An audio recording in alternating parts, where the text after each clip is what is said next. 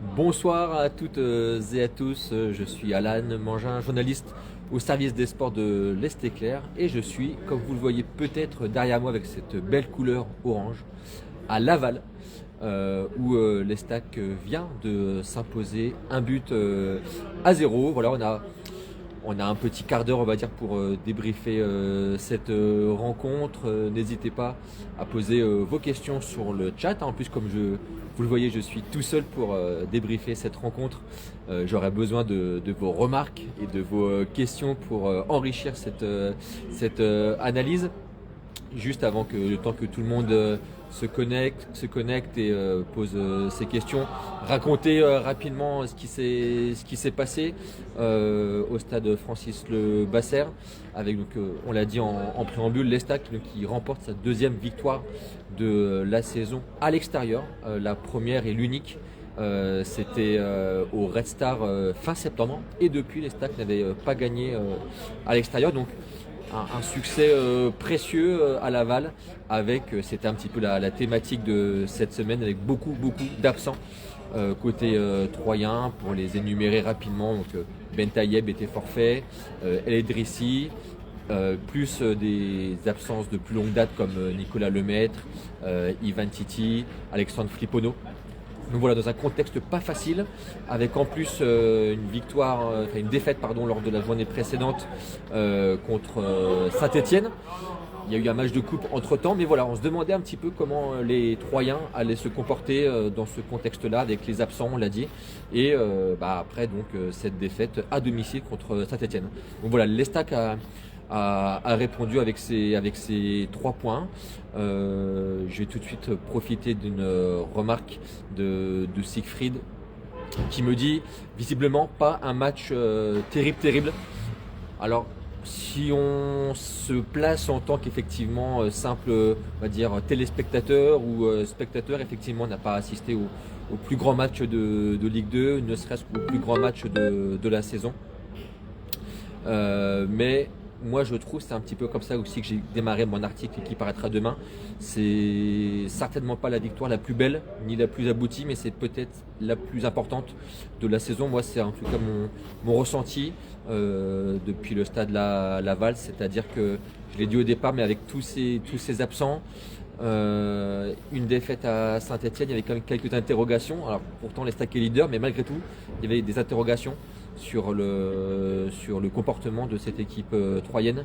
Et ben écoutez, elle a répondu présent, avec maîtrise. Effectivement, c'était pas un grand match, mais j'ai surtout trouvé que Laval était assez faible en face, et Troyes a plutôt imposé son jeu de manière progressive, on va dire, avec une première mi-temps effectivement pas très emballante, mais petit à petit, Troyes, j'ai trouvé, a pris la main sur cette rencontre et donc a ouvert le score, parce qu'on l'a pas raconté, a ouvert le score en début de seconde période par Adeline. Pour ceux qui ont vu ou qui reverront ce but, voilà, on pourra dire qu'il a presque retiré le but de Tourbet, qui avait rabattu un centre de Diop et qui avait réussi à lober Samassa, volontairement ou pas d'ailleurs.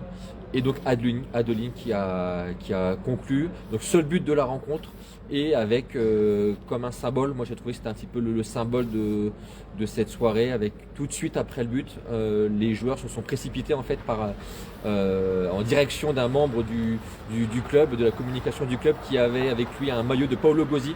Paolo Gozzi, le défenseur troyen qui s'est gravement blessé la semaine dernière à la cheville, qui a été opéré cette semaine. Et ils ont brandi ce maillot devant les appareils photo pour rendre hommage. Et pourquoi je dis que c'est un symbole? Parce qu'en fait c'est un symbole, je trouve, de ce collectif-là, où en fait la star, c'est vraiment l'équipe. Voilà, c'est vraiment ce que je ressens un petit peu tout de suite là après cette rencontre, et après avoir aussi été en conférence de presse, après avoir vu aussi quelques joueurs en jeu mixte. Donc voilà, c'est un petit peu le ressenti global. Je vois une deuxième remarque toujours de Siegfried. N'hésitez pas aussi à vous autres à poser des questions en direct, on essaiera de vous y répondre. Enfin, j'essaierai de vous y répondre. Qui me dit, Siegfried, l'équipe est solide au présent. Alors c'est même retrouvé, je trouve, de la solidité, puisqu'il y avait eu ces buts concédés contre Saint-Étienne avec des erreurs défensives un peu inhabituelles pour les Stacks, avec des buts pris presque sur des actions anodines. Et effectivement, j'ai trouvé aussi, Siegfried, qu'il y avait beaucoup de solidité avec la première de Hugo Gambor en plus, première titularisation d'Hugo Gambor donc en charnière centrale qui était aux côtés d'Adrien Monfray. Et Hugo Gambor, première titularisation, et c'est comme s'il avait toujours presque occupé ce poste cette saison, puisqu'il a il a fait un sans faute. Hugo Gambor en défense centrale, axe gauche. Je l'ai vu justement après le match, on a discuté quelques instants, et voilà, il disait que c'était presque simple d'intégrer cette équipe tant il y a des repères qui sont ancrés, et tant il a été aussi lui-même mis à l'aise par ses coéquipiers pour jouer ce match, et donc effectivement retrouver une solidité à l'Estac avec effectivement, j'ai aussi vu passer ce commentaire, Ismaël Boura, très très bon à gauche, je trouve aussi, c'était l'un des meilleurs Troyens. Petite remarque de David, effectivement, il fait froid, effectivement il y a un peu de buée, j'ai l'impression, qui sort de ma bouche. Alors, ah oui, on me dit, est-ce qu'il y a, je comprends un supporter de Laval qui regarde en même temps le débrief. Il n'est pas devant son téléphone, mais il est devant moi. Et il me dit, il y a un peu de fumée, effectivement, derrière moi, d'où la buée. On continue sur cette thématique de la défense, puisqu'il y a une question de Siegfried qui me demande si au mercato d'hiver, est-ce qu'un défenseur sera recruté. J'ai pas d'informations précises, j'ai juste un ressenti, je pense pas moi personnellement. D'une part parce que contrairement à ce qui a pu circuler ici et là, la blessure de Gauzy ne devrait pas l'éloigner jusqu'à la fin de saison. J'ai encore reposé la question directement là à Stéphane Dumont en conférence de presse pour savoir quelle était la durée. Il a dit qu'il n'avait pas eu d'informations précises non plus, il n'y avait pas une durée précise qui lui a été donnée, mais autour des 3 mois. Donc ça nous porte donc décembre, janvier, février. Donc février, voilà, temps de se mettre dans le rythme, on peut dire mars. Et écoutez, il y a un remplaçant, en tout cas il y a Gambor qui est là, et il a été aussi recruté pour ça, pour pallier aux défaillances d'un tel ou d'un tel. Donc je pense pas. On a vu qu'il y avait Diawara, le jeune Diawara, qui est le 4e dans la hiérarchie, qui est là aussi. On a vu que Boura aussi avait été un petit peu mis dans l'axe de la défense. Moi voilà, je n'ai pas trop d'informations précises à ce jour, mais j'ai pas le sentiment, en tout cas s'il n'y a pas d'autres pépins d'ici là, qu'un renfort pourrait être décidé à ce poste. Même question pour Toufik Bentayeb, pour sa durée d'indisponibilité. Alors là, lui c'est différent, parce que c'est des douleurs costales, donc lui ça sera un petit peu au gré de son ressenti aussi, donc au gré des semaines. Donc c'est plus dur, c'est pas comme quand il y a une blessure musculaire, il y a une fissure, enfin pas une fissure mais une cicatrice, on va dire, musculaire, et on sait avec précision combien de temps elle va mettre à cicatriser, pardon. Là, des douleurs costales, c'est forcément au ressenti du joueur, donc là pareil, c'est dur de se prononcer sur une durée. Une remarque aussi sur Renaud Ripard, ça me permet aussi de parler un petit peu plus des joueurs qui étaient présents, parce que là on me parle beaucoup des absents de Gauzy, de Bentayeb, mais encore une fois, ce qui ressort de ce match, c'est que même malgré les absents, les joueurs qui viennent dans cette équipe, qui intègrent cette équipe, sont au niveau et n'abaissent pas le niveau général de l'équipe. C'est même assez bluffant, et c'est cette force-là qui, je pense, permettra à Troyes d'aller encore plus haut et d'aller encore plus loin. Mais je reviens donc à Renaud Ripard. Donc question de Morgane Virginie. Écoutez, oui, j'ai trouvé aussi qu'il avait été plutôt bon pour sa première aussi titularisation cette saison. Il était rentré 2 fois en jeu ces dernières semaines avec deux buts à la clé. J'ai même trouvé que plus le match avançait et plus il était bon, d'ailleurs, à la pointe de l'attaque, en remise, à l'aise assez techniquement. Il a juste manqué un face-à-face face à l'ancien gardien troyen Samassa. Mais effectivement, même constat que pour Gambor, en fait, Ripard n'avait pas du tout été titulaire cette saison à ce poste-là. Il rentre dans l'équipe, et alors je ne vais pas dire qu'on a presque oublié Bentayeb, mais Bah écoutez, il y avait d'ailleurs un confrère de Ouest France, là, de Laval, qui me disait, même avant le match, hein, même pas après, il me disait d'avoir Ripard en troisième choix à ce poste-là, ça prouve quand même beaucoup de choses. Je vois que le supporter de Laval qui est à côté de moi est d'accord, il sourit. Effectivement, c'est vrai qu'on, c'est un peu ce qui ressort et je pense même que pour un peu jauger cette équipe troyenne, c'est bien aussi d'entendre les confrères des autres, qui couvrent un peu l'actu des clubs adverses. Et ce qui ressort, et c'était encore ce qu'ils disaient ce soir, les collègues de Laval, c'est qu'à Troyes, il y a une vraie équipe complète. Il n'y a pas beaucoup de trous dans la raquette. Et bah, c'est vrai, hein, nous on a un peu le nez dans les stacks, mais c'est bien d'avoir aussi cette analyse des gens qui la découvrent là, match par match. Et souvent c'est le même refrain qu'on entend à propos de l'Estac, c'est ça. C'est une équipe qui maîtrise son sujet, voilà, qui a pas de, voilà, qui est une vraie équipe, quoi, qui est complète, qui sait où elle va, comment elle y va, et qui engrange des points. Donc voilà, c'est peut-être pour finir là-dessus, c'est juste sur la remarque qu'a énoncé Stéphane Dumont, le coach troyen, en après-match. C'est un match référence à l'extérieur, c'était une victoire de groupe, une victoire d'équipe. Je pense qu'il a vraiment, vraiment apprécié ce match avec les valeurs, hein, qu'on connaît en fait depuis le début de saison. C'est presque plus une surprise de voir les Stacks s'en sortir comme ça, mais moi ça m'étonne toujours en fait de voir que la composition d'équipe, par la force des choses, change tout le temps.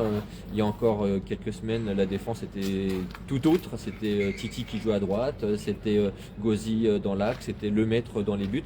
Et pourtant, au gré des intégrations de joueurs, on oublie en fait les absents.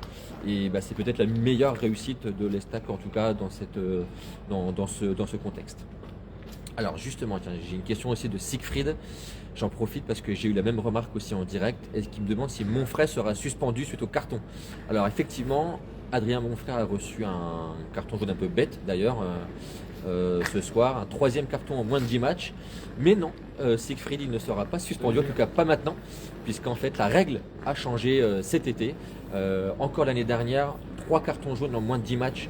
Il y avait un match de suspension automatique pour le joueur en question. Et depuis cette saison, il faut en fait avoir été averti 5 fois, sans forcément période, sans durée, mais 5 cartons jaunes, voilà, ça équivaut à un match de suspension. Donc voilà, moi je me suis fait aussi la remarque en direct, j'ai pensé, mince, mon frère il va être suspendu, et puis on m'a rappelé, mes collègues m'ont rappelé qu'effectivement il y avait eu un changement de règle cet été qui m'avait échappé, je dois l'admettre. On parle encore du mercato et des absents et des blessures. Alors, je veux bien qu'on en parle, il n'y a pas de problème, je suis là pour ça, mais voilà, je trouve vraiment qu'on en aurait beaucoup plus parlé s'il y avait eu mauvais match ou défaite de l'Estac ce soir. Mais là, je trouve que pour le coup, les absents n'ont pas raison, puisque les présents ont fait ce qu'il fallait, et plutôt avec brio. Mais je vais quand même répondre à Steven, hein, qui me demande si des attaquants vont être recrutés pendant le mercato. Alors, dans l'axe, je pense pas. Il y a quand même 3 choix là qui sont quand même assez solides, hein, pour la Ligue 2. Moi, je trouve ce qui manque juste, et c'est peut-être un ailier un peu de percussion. Alors, il y a Soumou, mais il y a ODD qu'on n'a pas beaucoup vu. Voilà, est-ce que c'est pas là qu'il va falloir un peu creuser les stacks cet hiver pour encore ajouter de la force offensive à cette équipe. Voilà, ça c'est un peu mon ressenti à moi, c'est que voilà, là on voit dans des matchs comme ça, avec quand c'est deux Tourbet et Fnaoui sur les côtés, ça manque un peu de percussion, ça manque un peu de vitesse, notamment quand les espaces s'ouvrent en fin de match. Voilà, il manque un peu ce joueur-là de rupture en fait, pour vraiment avoir encore une option supplémentaire. Voilà, je ne sais pas si j'ai répondu à toutes les questions, je vais juste refaire le fil de nos conversations. Voilà, Boura était énorme, on est d'accord. Écoutez, je crois que j'ai fait le tour. Juste pour finir, parce qu'on retrouvera dans le journal demain, donc la réaction donc, de Stéphane Dumont, hein, qui a été assez prolixe en conférence de presse. Il y aura aussi une petite info qu'on a relevée, hein, sur la feuille de match. J'en dis pas plus, vous trouverez ça demain dans le journal. Les notes des joueurs, avec une analyse individuelle, avec il n'y aura pas de surprise, hein, au vu des commentaires. On a vu le même match, puisque c'est Diop, Mohamed Diop au milieu de terrain, qui aura la meilleure note dans le journal de demain. Et je vois juste qu'on me demande, est-ce que c'est bizarre pour Ben Tayeb? Je sais pas, Siegfried, ce que tu veux dire. Mais voilà, l'entraîneur a rappelé que c'était des douleurs costales qu'il a en fait subies lorsqu'il y a eu ce choc, vous vous souvenez, avec le gardien à Pau, qui lui a valu et une expulsion et une suspension de 2 matchs, et donc des douleurs aux côtes. Voilà, c'était vraiment pas la bonne action pour Toufik Bentayeb. Voilà, je fais le fil de la discussion. Je regarde s'il n'y a pas d'autres questions. Ben écoutez, non. Et ben écoutez, je vous laisse, à moins que le supporter de Laval veuille rajouter un petit mot sur son équipe avant de nous quitter. En plus, vous avez l'attirail parfait du vrai supporter, donc. Oui. Non, bah. Laval, félicitations à vous. Et Laval, alors, aucune victoire, on l'a pas dit, mais Non. aucune victoire à domicile cette saison. Ouais. La seule équipe en Ligue 2 dans ce cas, et on sent que ça gronde. Hein. Du coup, le public gronde rapidement, non? Non, c'est pas. Mais en fait, malheureusement, pour l'instant, c'est une saison très compliquée du côté du Stade Lavallois. Oui, comme vous dites, pas de victoire à domicile jusqu'à présent. Alors, en sachant que nous, on sait que cette année, ça sera le maintien avant tout. Comme je disais à certains de vos confrères, ou même à certains joueurs que je connais bien, si on finit 14e, on signe tout de suite dès demain. Et comment avez-vous trouvé Troyes? Parce que là, on est avec des supporters troyens. Ouais. Vous n'avez peut-être pas beaucoup vu l'Estac cette saison. Comment vous l'avez trouvé là en direct ce soir? Est-ce que pour vous, c'est un candidat plus que crédible à la montée? Moi, j'ai trouvé, par rapport à ce que je vois ici, moi, à domicile, c'est une équipe complète. Avec un défenseur d'expérience que je connais bien, Mon frère qui est passé par Laval, ouais. À vous entendre, il y avait un jeune qui le côtoyait à ses côtés. Gambord, effectivement. Et moi, ça se complète bien, ouais. Moi, je savais pas que c'était.